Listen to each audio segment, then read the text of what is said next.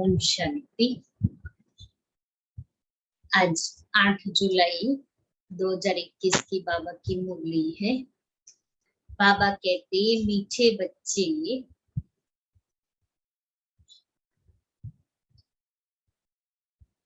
सारी दुनिया में तुम्हारे जैसा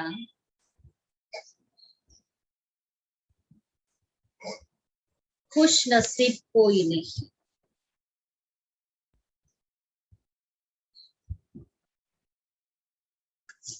सारी दुनिया में तुम्हारे जैसा खुश नसीब कोई नहीं।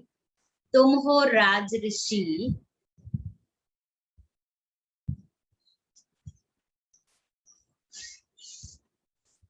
तुम राजाई के लिए राजयोग सीख रहे हो।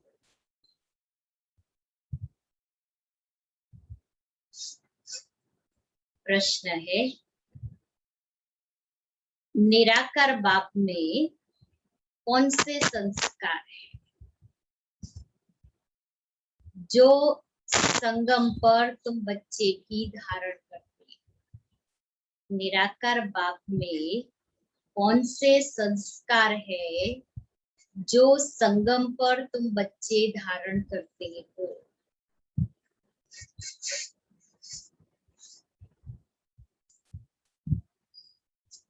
कौन से संस्कार?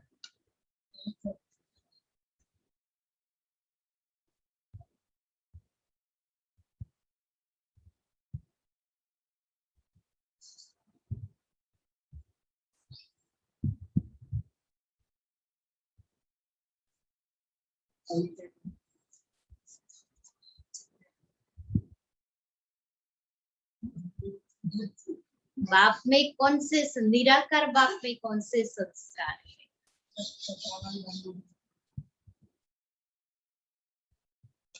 बाबा ने कहा निराकार बाप में ज्ञान के संस्कार है।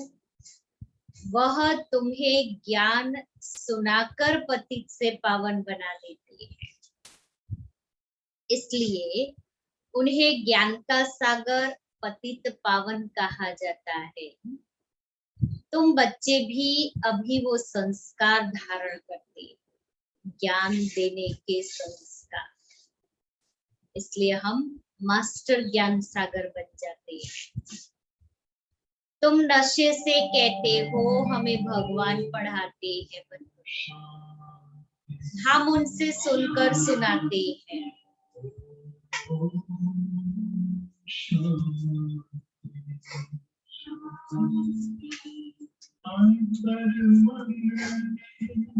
जो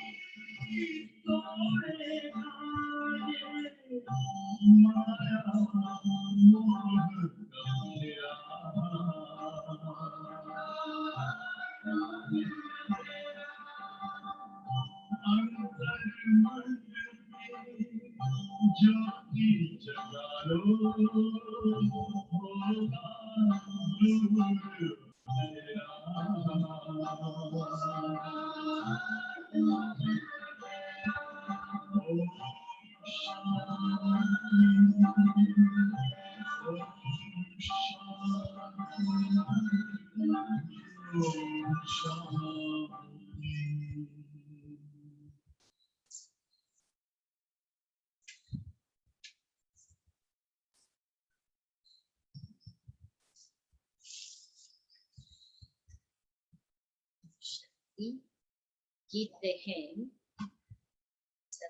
तुम नशे से कहते हो हमें भगवान पढ़ाती है, हम उनसे सुनकर सुनाते हैं। गीत है आखिर वह दिन आया आज। ओम शांति। मीठे मीठे रूहानी बच्चों ने गीत सुना। यह महिमा किसकी है? एक बाप की। शिवाय नमः ऊंचते ऊंच भगवान है ना। बच्चे जानते हैं वह हमारा बाप है। ऐसे नहीं कि हम सभी बाप हैं, वो हमारा बाप है, हम सभी बाप नहीं है। गाया भी जाता है सारी दुनिया ब्रदरहुड है। सन्यासी अथवा विद्वानों के कहने अनुसार ईश्वर सर्वव्यापी कहने से जैसे कि फादरहुड हो जाता है। ब्रदर होने से बाप तो सिद्ध होता है जिससे वर्षा मिलना है। फादरहुड है तो फिर वर्षे की बात ही नहीं है, सब फादर हो गए तो कौन किसको वर्षा देंगे। बच्चे जानते हैं हम सभी आत्माओं का एक बाप है, उनको कहा ही जाता है वर्ल्ड गॉड फादर। वर्ल्ड में कौन है? सभी ब्रदर्स है, आत्माई है। सबका गॉड फादर एक ही है। उस बाप की सभी प्रार्थना करते हैं। एक की ही बंदगी व पूजा होनी चाहिए। अभी तो अनेकों की भक्ति, अनेकों की पूजा, अनेकों की बंदगी करते रहते हैं। सबको भगवान बना दिया है और बड़े नशे से कहते ना, हमारे घर में, हमारे मंदिर में तो सब भगवान की मूर्तियां रखी हुई है और फिर सबकी पूजा करेंगे कि कोई भी नाराज ना हो जाए। अब जिनकी पूजा करते हैं क्या वो हमारी सद्गति कर सकते हैं? क्या वो हमें ज्ञान दे सकते हैं? तो फिर भक्ति किसकी करेंगे, किस लिए करनी? हाँ, हम जिस भावना और श्रद्धा से करते हैं तो बाबा उसका भावना का भाड़ा जरूर देते हैं। और दूसरी बात, भक्ति से ज्ञान मिलता है। तो जब हम भक्ति करते हैं तो भक्ति का फल ज्ञान मिल गया। फिर जब सम्मुख भगवान मिल गए, फिर अनेक देवी और देवताओं को याद करके क्या करेंगे? क्योंकि हम खुद ही फिर ऐसे देवी देवता बनते हैं। वह है सतो प्रधान पूजा। यह भी समझाया जाता है ज्ञान, भक्ति और वैराग्य। बाप ज्ञान देते हैं सद्गति के लिए। सद्गति कहा जाता है जीवन मुक्ति धाम को। यह आत्मा को बुद्धि में धारण करना है। हमारा घर शांति धाम है। यहाँ तो ऑर्गन्स होने के कारण आत्मा टॉकी में रहती है, शरीर धारण करने के कारण बोलना पड़ता है। सूक्ष्म वतन है मूवी, इशारे में बात होती है, आवाज नहीं होती। तीनों लोगों को भी तुम जान गए हो। मूल वतन, सूक्ष्म वतन, स्थूल वतन, बुद्धि में यह अच्छी रीति बैठा हुआ है। मनुष्य सृष्टि के लिए ही गाया जाता है कि यह सृष्टि चक्र लगाती है। उसको कहा जाता है वर्ल्ड की हिस्ट्री ज्योग्राफी। मनुष्य ही तो उसको जानेंगे ना। वर्ल्ड की हिस्ट्री ज्योग्राफी सुनाते हैं। ऊंचते ऊंच बाप है, ऊंचते ऊंच बाप है। वर्ल्ड की हिस्ट्री ज्योग्राफी कैसे रिपीट होती है वही जानते हैं। इस चक्र को जानने से ही तुम चक्रवर्ती राजा बनते हो। गाते भी है देवता संपूर्ण निर्विकारी है। लक्ष्मी नारायण के चित्र है ना, वह संपूर्ण निर्विकारी और अपने को कहते हैं संपूर्ण विकारी। सतयुग में है संपूर्ण निर्विकारी अथवा संपूर्ण पावन। कलयुग में है संपूर्ण विकारी, संपूर्ण पतित। भारत की ही बात है। यह बाप ही आकर बुद्धि में बिठाते हैं और कोई नहीं जानते। उन्होंने तो सतयुग को लंबा समय दे दिया है कि एक एक युग को लाखों वर्ष दे दिए। इसलिए कहते हैं सृष्टि की आयु लाखों वर्ष की है। समझते हैं लाखों वर्ष पहले सतयुग था। तो किसी की बुद्धि में यह बात आती ही नहीं कि लाखों वर्ष की बात कहे तो कैसे बुद्धि में आएगी। हम 2-4 1 साल पहले भी क्या हुआ था वो याद नहीं है, तो लाखों वर्ष के पहले क्या हुआ था थोड़ी याद है। इसलिए सृष्टि की आयु फिर 5000 वर्ष है। अब बच्चे जानते हैं हम अभी संपूर्ण विकारी से संपूर्ण निर्विकारी बन रहे हैं। संपूर्ण पतित से संपूर्ण पावन बन रहे हैं। संपूर्ण पतित से संपूर्ण पावन बनना है। बाप समझाते हैं आत्मा में ही खाद पड़ी हुई है। गोल्डन एज से अब आयरन एज बन गई है।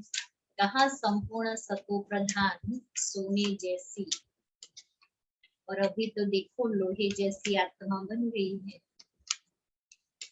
और वो भी लोहा भी कैसा जंग लगा हुआ लोहा।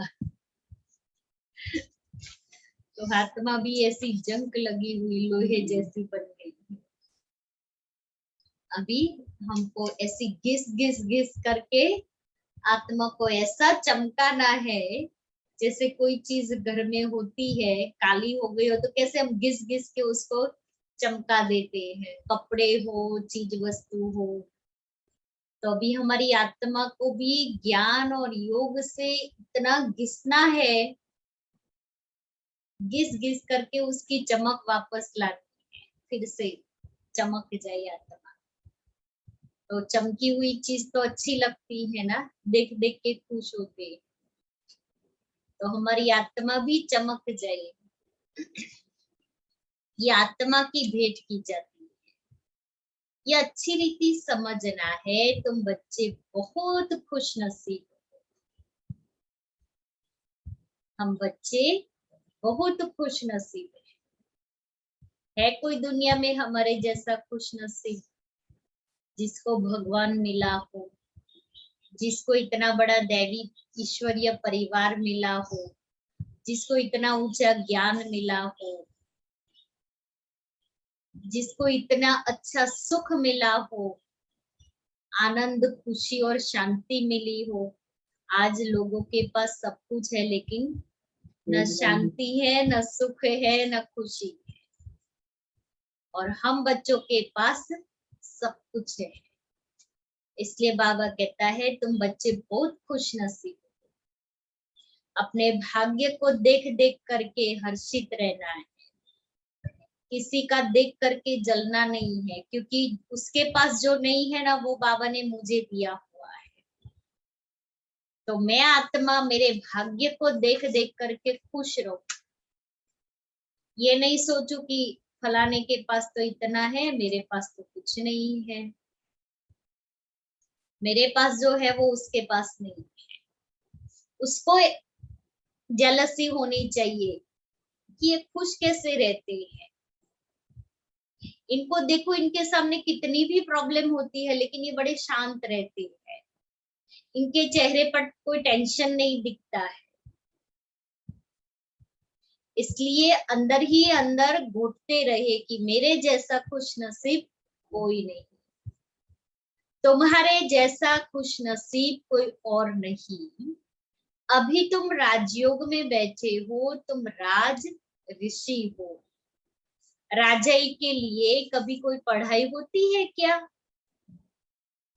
बैरिस्टर बनाएंगे, परंतु विश्व का महाराजा कौन बनाएगा? बाप के सिवाय कोई बना ना सके। यहाँ महाराजा तो कोई है नहीं। महाराजा कौन बनाएगा? सत्युग के लिए तो जरूर चाहिए, किसको जरूर आना पड़े महाराजा बनाने के लिए। बाप कहते हैं मैं आता हूं तब जब भक्ति पूरी होती है। अब भक्ति पूरी हुई और कोई बात इसमें उठा ही नहीं सकते हैं। हमको बाप बैठ पढ़ाते हैं, यह नशा होना चाहिए। हम आत्माओं को निराकार बाप परमपिता परमात्मा शिव पढ़ाते हैं। शिव को तो कोई जानते ही नहीं। अब तुम बच्चे जानते हो, बाबा फिर से स्वर्ग की राजाई स्थापन कर रहे हैं। हम उनको महाराजन श्री नारायण और महारानी श्री लक्ष्मी कहते हैं। भक्ति मार्ग में सत्यनारायण की कथा सुनाते हैं। अमर कथा और तीजरी की कथा। बाप तीसरा नेत्र भी देते हैं। नर से नारायण बनने की कथा सुनाई जाती है। वही बातें जो पास्ट हो जाती है, वह फिर भक्ति मार्ग में काम आती है। अभी तुम बच्चे समझते हो। क्या समझते हैं बच्चे? हम बच्चे क्या समझते हैं? हंसाबेन क्या समझते हैं बच्चे?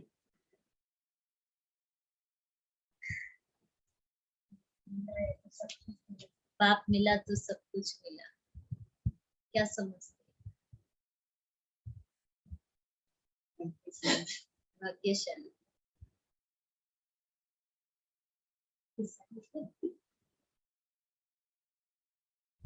क्या समझते हैं हम? बाबा कहते कुछ अलग ही कहेंगे। अभी तुम बच्चे समझते हो, बाबा हमको स्वर्ग का मालिक बनाते हैं, हम हकदार हैं। भगवान तो स्वर्ग का रचयिता है ना। हम भगवान की संतान है, तो हम स्वर्ग में क्यों नहीं है? कलयुग में क्यों पड़े हैं? परम पिता परमात्मा तो नई दुनिया रचते हैं। पुरानी दुनिया थोड़ी भगवान रचते हैं। पहले नई दुनिया बनाते हैं, उसके बाद फिर पुरानी को तोड़ेंगे। तुम जानते हो, हम सत्युग के लिए राज्य ले रहे हैं। सत्युग में कौन होंगे? इन लक्ष्मी नारायण की डिनाइस्टी होगी, और भी तो राजाएं होंगी ना, जिसकी निशानी है विजय माला। बच्चे जानते हैं अभी हम विजय माला में पिरोने के लिए पुरुषार्थ कर रहे हैं। दुनिया में माला का अर्थ कोई नहीं जानते कि यह क्यों पूजी जाती है। ऊपर में फूल कौन है? माला को फेरते फेरते फिर फूल को नमस्ते करते हैं, फिर माला फेरेंगे। माला बैठ सिमरते हैं कि कहाँ बाहर ख्यालात न जाए। अंदर राम राम की धुन लगाते हैं, जैसे बाजा बजता है वो प्रैक्टिस करते हैं। ये सब है भक्ति मार्ग की बातें। हाँ, बहुत भक्ति करने वाले सिर्फ कोई विकर्म नहीं करेंगे। भक्ति, बहुत भक्ति करते हैं तो वो भक्ति से भी समझ आती है कि कोई खराब काम नहीं करना है जो दुख मिले। बहुत भक्ति करने वाले के लिए समझेंगे ये सत्यवादी होगा। मंदिर में माला रखी होगी, माला फेरते मुख में राम राम कहते रहेंगे। बहुत लोग समझते हैं भक्ति में पाप नहीं होता। कहते हैं नौधा भक्ति से मनुष्य मुक्त हो जाते हैं। नौधा भक्ति माना कि एक दृढ़ संकल्प लेकर के बैठ जाते हैं कि मुझे ये चाहिए, माना चाहिए, ये साक्षात्कार हो या ये प्राप्ति हो। और जब तक वो नहीं मिलेंगे ना, ना वो खाएंगे ना पिएंगे, बस बैठे बैठे भक्ति करते रहेंगे। उसको नौधा भक्ति कहते हैं।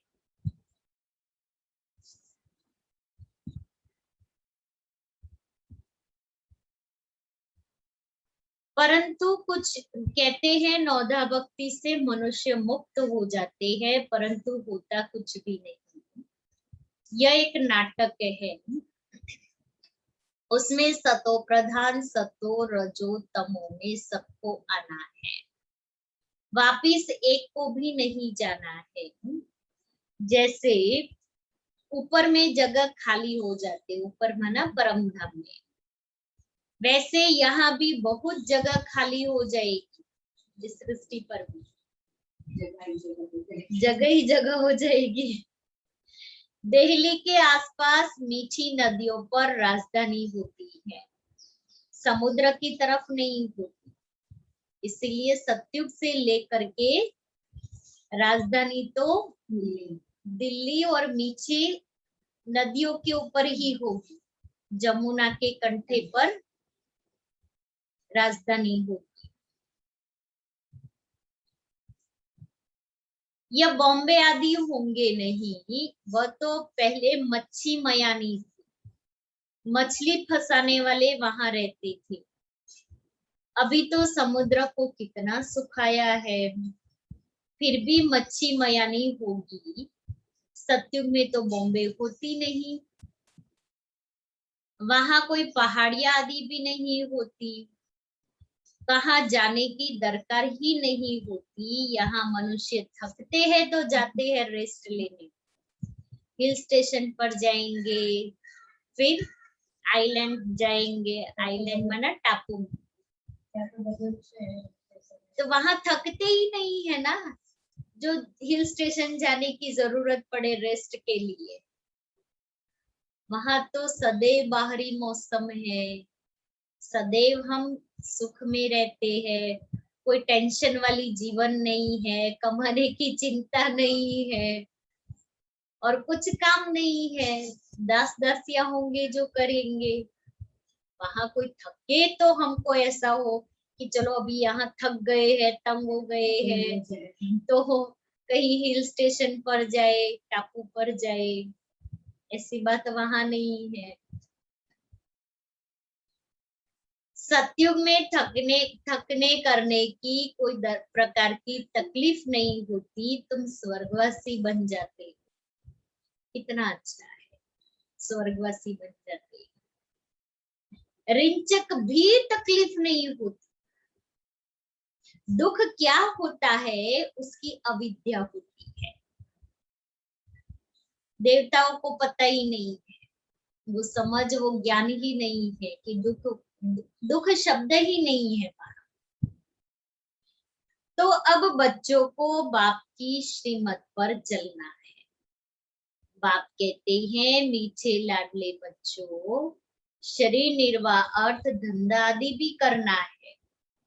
स्कूल में स्टूडेंट पढ़कर फिर घर में जाकर पढ़ते हैं, घर का कामकाज भी करते हैं, यह भी ऐसे है।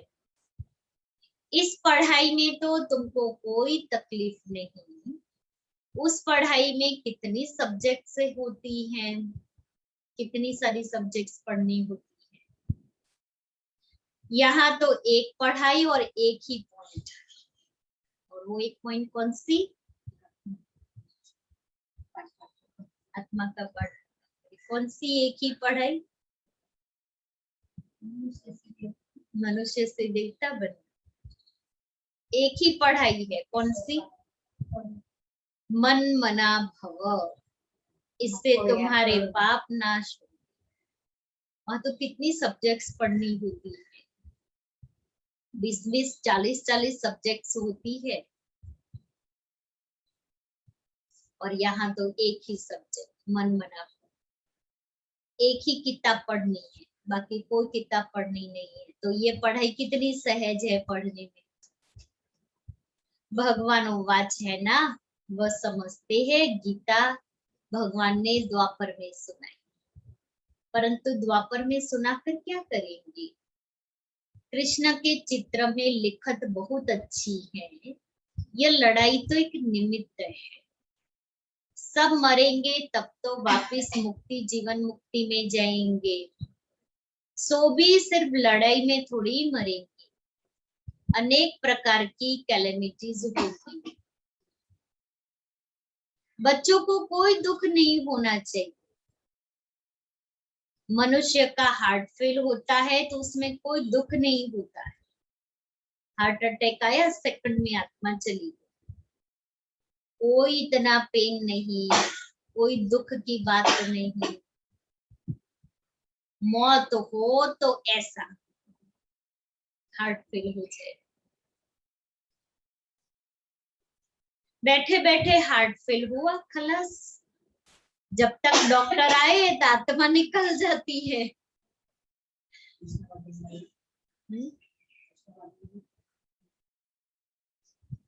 अब तो सबका मौत होना है, इसलिए लोग कितने चले गए। ये अभी सबका जाने का समय है, इसलिए जाने वाली मशीनरी फास्ट चल रही है। सबका मौत होना है। पिछाड़ी में न हॉस्पिटल न डॉक्टर रहेंगे, वो भी चलेंगे, पक्का कर लो यार। पिछाड़ी में न हॉस्पिटल न डॉक्टर रहेंगे, न क्रिया कर्म करने वाले होंगे। अभी तो फिर भी करते हैं, डॉक्टर भी मिलते हैं, ट्रीटमेंट होती है, दवाई हो जाती है, हॉस्पिटल में जगह मिल जाती है।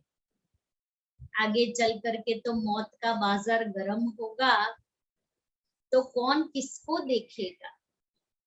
हॉस्पिटल ही नहीं रहेगी, ना डॉक्टर रहेंगे, ना कोई क्रिया कर्म करने वाले, माने सगे संबंधी भी नहीं रहेंगे जो मेरे पीछे क्रिया कर्म करे।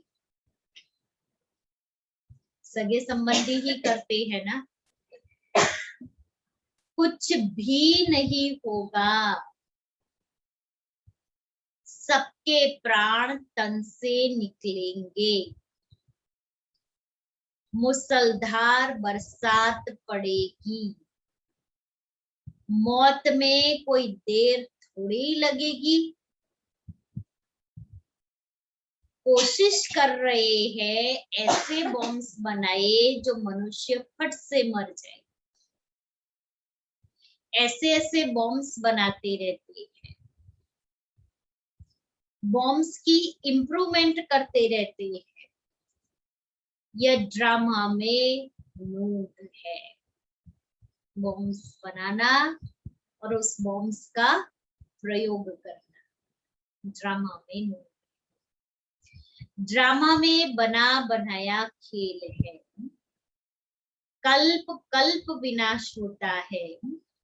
सत्युग में तुमको यह ज्ञान रहेगा नहीं, बाप को ही आकर ज्ञान देना है। स्थापना हो गई, फिर ज्ञान की तो बात ही नहीं रहती। तो शक्ति का सुख ले दे सकते हैं। क्योंकि फिर ये होगा ना कि फिर नीचे उतरेंगे, फिर दुखी बनेंगे, तो वहां का सुख भी नहीं ले सकते। इसलिए अभी जो सुख लेना है ले लो, उस समय जो सुख लेना होगा वो लेंगे। फिर जब रावण राज्य शुरू होता है तो भक्ति शुरू होती है। अब भक्ति पूरी होती है, अब तुमको योग बल से पावन बनना है। पावन बनने से ही सुखधाम शांतिधाम जा सकते हैं। बिना पावन बने एंट्री ही नहीं। यहाँ पावन बनना है, फिर टिकट लेनी है तो वहां एंट्री मिलेगी। चार्ट रखना पड़े यह तो समझ गए हो, हमको बाप को याद कर तमो प्रधान से सतो प्रधान यहाँ बनना है। ऐसे कोई शास्त्र आदि में लिखा हुआ नहीं है। बच्चों ने गीत सुना, आखिर वह दिन आया आज, जबकि भारतवासी फिर राजाओं के राजा बनते हैं। राजाओं के राजा अथवा महाराजा बनते हैं। पीछे त्रेता में होते हैं राजा रानी। फिर जो पूज्य महाराजा महारानी थे वह द्वापर में वाम मार्ग में आकर पुजारी बन जाते हैं। आप ही पूज्य, आप ही पुजारी हो जाते हैं। बाप कहते हैं मैं पुजारी नहीं बनता हूँ, देवताएं पूज्य होते हैं, मैं नहीं बनता हूँ, नहीं पुजारी बनता हूँ। भारतवासी देवी देवताओं के ही मंदिर बनाकर उनका पूजन करते हैं। लक्ष्मी नारायण जो पहले पूज्य थे, फिर भक्ति मार्ग में वही शिव बाबा के पुजारी बनते हैं। विकारी भी कोई फट से नहीं बनते, आहिस्ते आहिस्ते बनते हैं। कि द्वापर युग में आए और फट से विकारी बन गए, धीरे धीरे। निशानी भी देवताओं की वाम मार्ग में दिखाते हैं। जो पूज्य लक्ष्मी नारायण थे वही फिर पुजारी बनते हैं। पहले पहले शिव का मंदिर बनाते हैं। उस समय तो हीरो को कट कराए लिंग बनाते हैं पूजा के लिए। इसलिए सोमनाथ का सबसे पहला शिव का मंदिर बना, जो पूरा शिवलिंग हीरो का बनाया था और पूरा मंदिर सोने का। ये किसको भी पता नहीं है कि परमात्मा छोटी सी बिंदी है। यह तुम अभी समझते हो कि बड़ा लिंग नहीं है। मंदिर तो बहुत बनाएंगे, राजा को देख प्रजा भी ऐसे करेगी। पहले पहले शिव बाबा की पूजा होती, उनको कहा जाता है अव्यभिचारी। सतो प्रधान पूजा फिर सतो रजो तमो में आते हैं। तुम रजो तमो में आए हो तो नाम ही हिंदू रख दिया है। असूल थे देवी देवता। बाप कहते हैं तुम असूल देवी देवता धर्म के हो, परंतु तुम बहुत पतित बन गए, इसलिए अपने को देवता नहीं कहला सकते हो क्योंकि अपवित्र हो। हिंदू नाम तो बहुत देरी से रखते हैं। अभी तुम समझते हो हम सब पूज्य थे, अभी संगम युग पर न पूज्य है न पुजारी है। तुम क्या करते हो? श्रीमत पर पूज्य बन रहे हो, औरों को भी बना रहे हो। तुम हो ब्राह्मण, तुम्हारी आत्मा पवित्र होती जाती है। पूरा पवित्र होंगे तो यह पुराना चोला छोड़ना पड़ेगा, क्योंकि जैसे हलवा तैयार हो जाता है तो किनारा छोड़ देता है। ऐसे ही हम पूरे पवित्र हलवे जैसे बन जाएंगे ना, तो इस दुनिया से किनारा कर लेंगे और ये पुराना चोला छोड़ना पड़ेगा। बाप कहते हैं बिल्कुल सहज है। बूढ़ी माताओं को धारणा नहीं होती है बाप कहते हैं यह तो समझते हो कि हम आत्मा है, कि और कुछ ज्ञान की बातें याद नहीं आए तो ये तो याद आएगा कि हम आत्मा है। आत्मा में ही अच्छे व बुरे संस्कार होते हैं। आत्मा ने जो कर्म किया वह दूसरे जन्म में भोगना होता है। बाप भी आत्माओं से बात करती है। बाप कहते हैं हे बच्चे आत्माभिमानी बनो। निराकार शिव बाबा निराकारी आत्माओं को पढ़ाते हैं। निराकार बाबा में ज्ञान के संस्कार है, शरीर तो उनको है नहीं, तो वह ज्ञान का सागर पतित पावन है, उनमें सब गुण है। बाप कहते हैं मैं आकर तुम बच्चों को पावन बनाता हूँ। युक्ति कितनी सहज है, अक्षर ही एक है, मन मना भव मामेकम याद करो। याद से ही तुम्हारे विकर्म विनाश होंगे। यह भी जानते हो अभी हम ब्राह्मण हैं, फिर सूर्यवंशी चंद्रवंशी वैश्य शूद्रवंशी बनेंगे। हम ही इस 84 के चक्र में आएंगे, ऊपर से नीचे उतरेंगे, फिर बाबा आएंगे। बरोबर ये सृष्टि का चक्र फिरता रहता है। यह सृष्टि पुरानी होती है, फिर बाबा आते हैं पावन बनाने, फिर बाबा आते हैं नई बनाने। यह तो बुद्धि में बैठता है ना, यह चक्र बुद्धि में फिरना चाहिए। अब तुम स्वदर्शन चक्रधारी बनते हो, जिससे फिर जाकर चक्रवर्ती राजा बनेंगे। अच्छा, मीठे मीठे सिक्के लेते बच्चों प्रति माता पिता बाप दादा का याद प्यार और गुड मॉर्निंग। रूहानी बाप की रूहानी बच्चों को नमस्ते। हम रूहानी बच्चों की रूहानी बाप दादा को याद प्यार गुड मॉर्निंग और नमस्ते। धारणा के लिए मुख्य सार, श्रीमत पर पूज्य बनना है। श्रीमत पर पूज्य बनना है।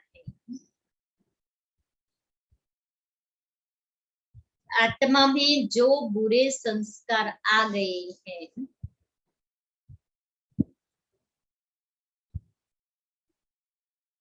उसे ज्ञान योग से समाप्त करना है।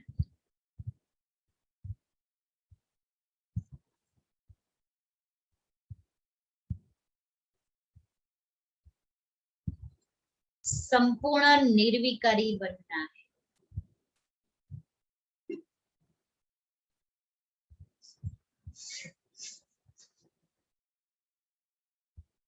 दूसरा है शरीर निर्वाह अर्थ कर्म करते भी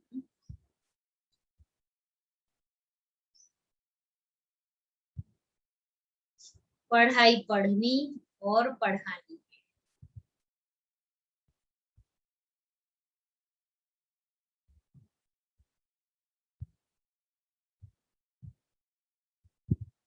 योग बल से पावन बन राजाई पद लेना है।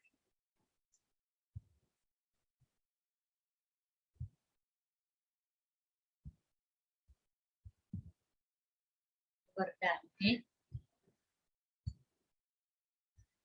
गम की दुनिया सामने होते हुए भी, गम की दुनिया सामने होते हुए भी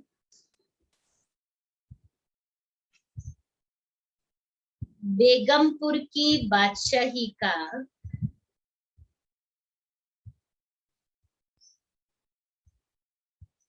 अनुभव करने वाले अष्ट शक्ति स्वरूप भव। गम की दुनिया सामने होते हुए भी बेगमपुर की बादशाही का अनुभव करने वाले अष्ट शक्ति स्वरूप भव। गम और बेगम की अभी ही नॉलेज है। गम की दुनिया सामने होते हुए भी सदा बेगमपुर के बादशाही का अनुभव करना, यही अष्ट शक्ति स्वरूप कर्मेंद्रिय जीत बच्चों की निशानी है। अभी ही बाप द्वारा सर्वशक्तियों की प्राप्ति होती है, लेकिन अगर कोई न कोई संग दोष व कोई कर्मेंद्रिय के वशीभूत हो अपनी शक्ति खो देते हो, तो जो बेगमपुर का नशा व खुशी प्राप्त है वह स्वतः ही खो जाती। बेगमपुर के बादशाह भी कंगाल बन जाते हैं, क्योंकि संग दोष से या कर्मेंद्रियों के वशीभूत बाप द्वारा जो शक्ति प्राप्त होती है वो खो देते हैं। श्लोगन है, दृढ़ता की शक्ति सदा साथ हो, दृढ़ता की शक्ति सदा साथ हो।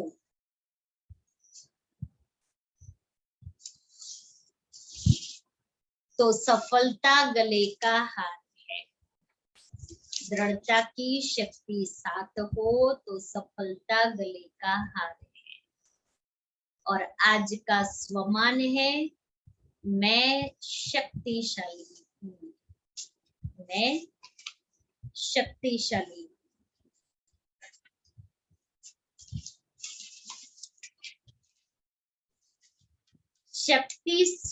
शक्तिशाली ज्वाला स्वरूप की याद तब रहेगी जब याद का लिंक सदा जुटा रहेगा। अगर बार बार लिंक टूटता है तो उसे जोड़ने में समय भी लगता है, मेहनत भी लगती और शक्तिशाली के बजाय कमजोर हो जाते हैं। इसलिए क्या करना है, याद की लिंक सदा जुटी रहे, तब शक्तिशाली बनेगी। और लिंक अगर बार बार टूट गई, कनेक्शन बार बार टूट जाता है तो जोड़ने में समय तो लगता है ना। जैसे धागा बार बार टूट जाए और गांठ लगाए तो वो धागा कमजोर हो जाता है। ऐसे ही आत्मा भी बार बार कनेक्शन हमारा टूटता रहे तो जो आत्मा को शक्ति चाहिए वो नहीं मिल सकती। इसलिए बाबा कहता है सदा ही कनेक्शन जुटा हुआ। तो आज क्या याद रखेंगे, एक को ही याद करना है।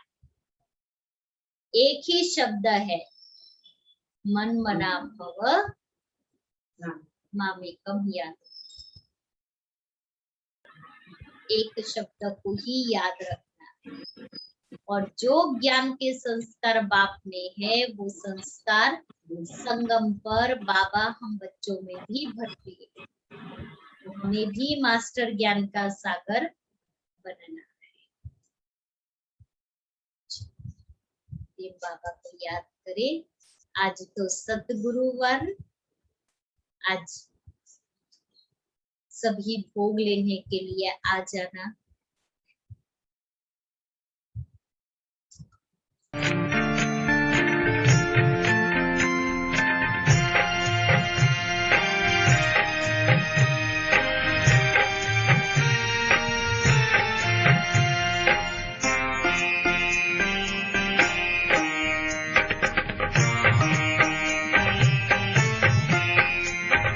ओ बाबा ये आपने